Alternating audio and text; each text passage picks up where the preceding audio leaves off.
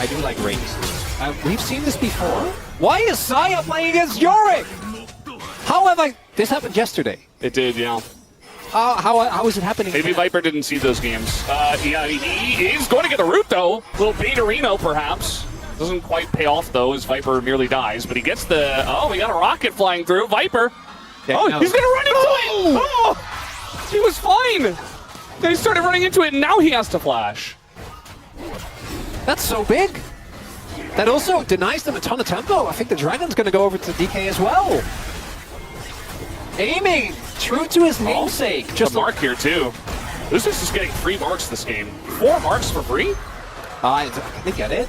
He just smoked. Well, Peanuts. But they do still control the area. Like, this is worth fighting for DK. Yeah. I think they can wait for the cooldown. Smite. No. Yeah, they're going to get it. 4 marks already! For free. 4 Pyoshiks. One of the numbers I'm actually curious about. What is the highest number of marks that has ever been gotten by a Kindred without there being a first blood? Because we're now getting to the point where he's going to have to start, like, yoinking camps. Yeah. We already saw was a lot of damage. Yeah, Peanut does build AP on jungle Nidalee.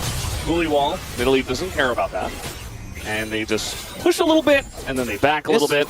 This specific build really, I do think, lost a lot of impact, though. There's a reason why I think we've still seen Azeros in particular go Leandries, but go it later. Because the early AP on your first item finish, I actually think matters a lot. I think once you get deeper into the game, like 10 AP is not going to be a difference maker. This is going to be the turret going over. And Corki is still in a really good spot. Showmaker not really able to keep up with Zeka when it comes to the CS. Been missing a lot of them. They are going to look for Herald. And I would say that DK do have an advantage if the game just goes like this on for another 10 minutes, right? The cold cash out is going to come.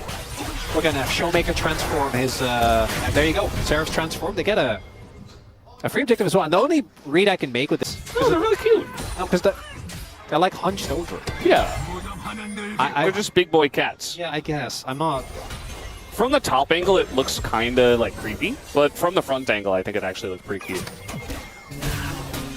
I guess. I'm not really with it as a... Are we going to fight? Hits. Are we actually going to fight? One-item spikes. I think Hollow Life are feeling pretty good about this. Jinx not that scary just yet. I mean, you gotta press some buttons. You gotta press some buttons. You gotta force Kindred ults. You gotta do something.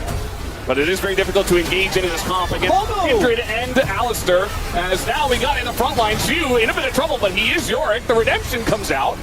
And that is going to get them healed up quite a bit. Lucid's still here. Barrel running out of his ult. He's got back away. He goes back in and just dies first blood at 17 minutes and 47 seconds. And Lucid is sticking around, trying to get the smite here. We got the ult down.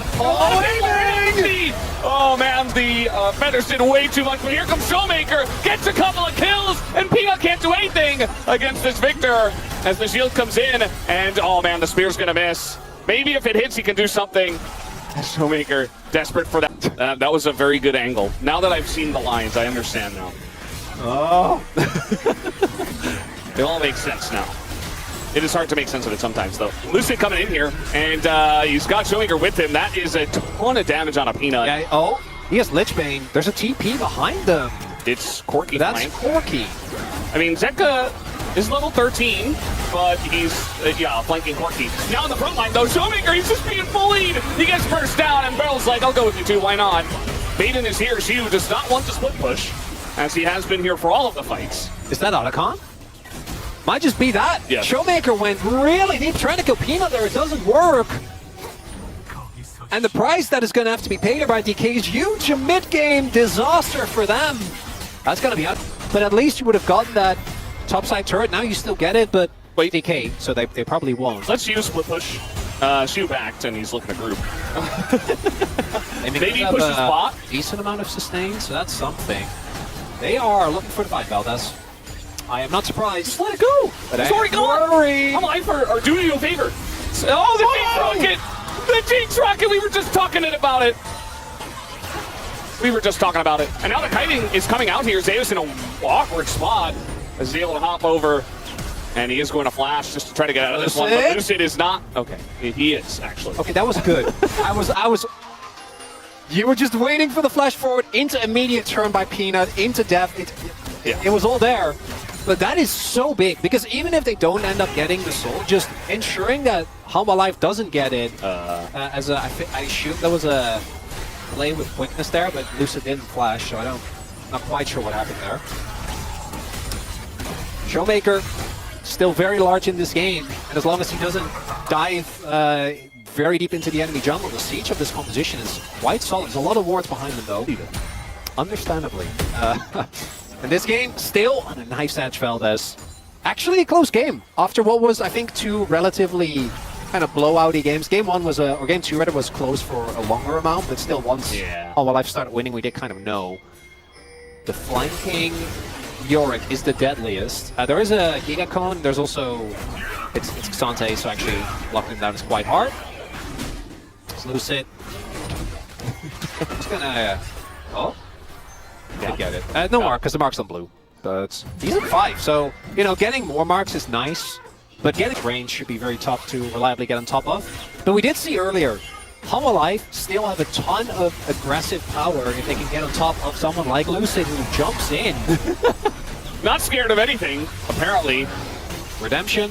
There's a lot of healing on the side of Hama Life. They got AP, Nidalee, Rakan, and Redemption. Yeah. So rated there.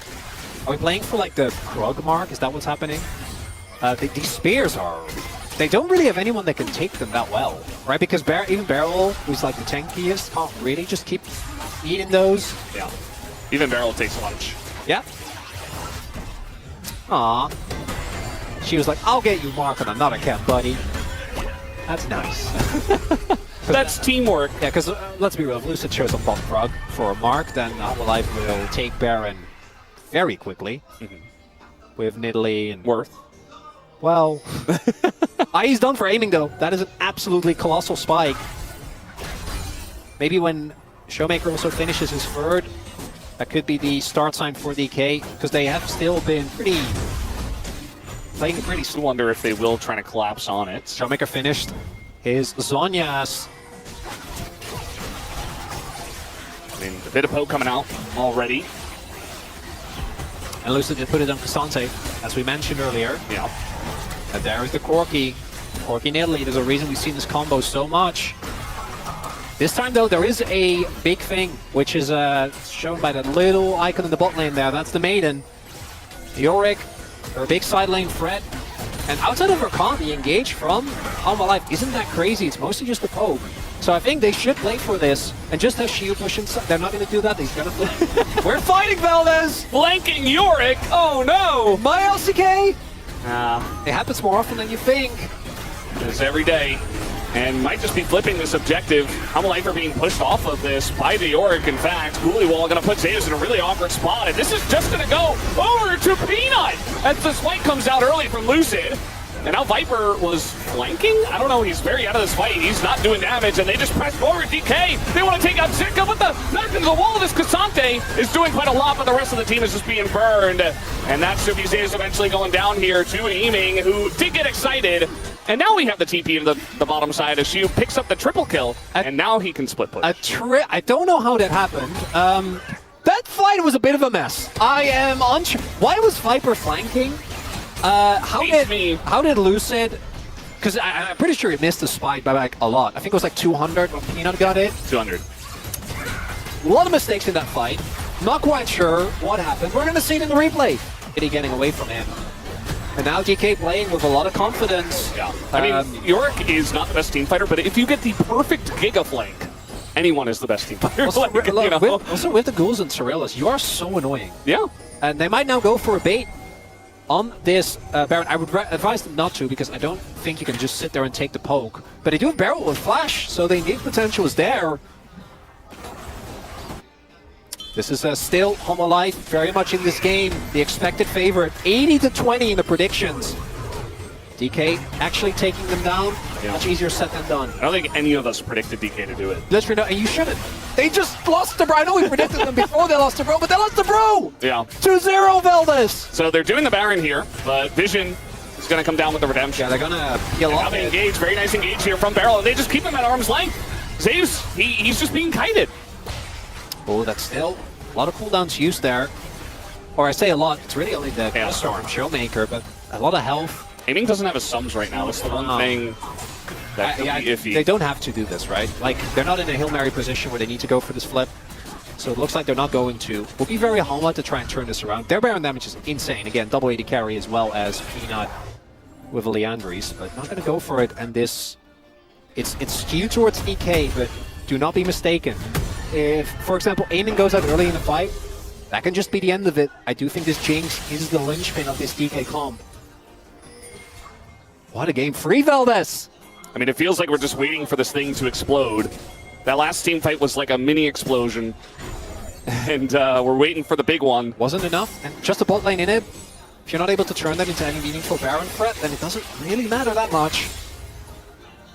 I mean, you can see the Helm Life are trying to set up vision here around this Baron, and they've rushed Barons before. They tried to do it against Gen G, and they're going to try to do it here. And as you mentioned, they have just a ton of damage here. Beryl is going to get some vision. It's already at half health. Are we flipping it against Jinx and Kindred? I don't know about that. Looks like it. Right on the wall. It's so easy for Lucid. It's just free. Then he's got his ult to stay alive. Zeus is being kited out here. Does not go down just yet, and Kindred does hit the floor. Beryl also going to die. Aiming. Excited. Jinx. It's a 3v4, but nobody can deal with aiming. The light is just running. Oh, that was very close to getting aiming. Oh, there you go. The goal gets it. And now aiming. And they're just all running away. And eventually, they will die. The cats are getting in there. And he steps on the choppers. It's free. Are we on a different timeline? Is it happening? After all this time? Did they diverge far enough? I'm a believer. Oh, it's only Viper. His clear is good, but he's playing into Baron. GA is there. He's got GA. Maybe he can try to go in and clear the wave, but against Baron, I don't think it's going to happen, but he has to try. He just has to go in, and well, eventually he dies. But that was a foregone conclusion, as he will res and immediately die again. This game is over as the Nexus goes down. DK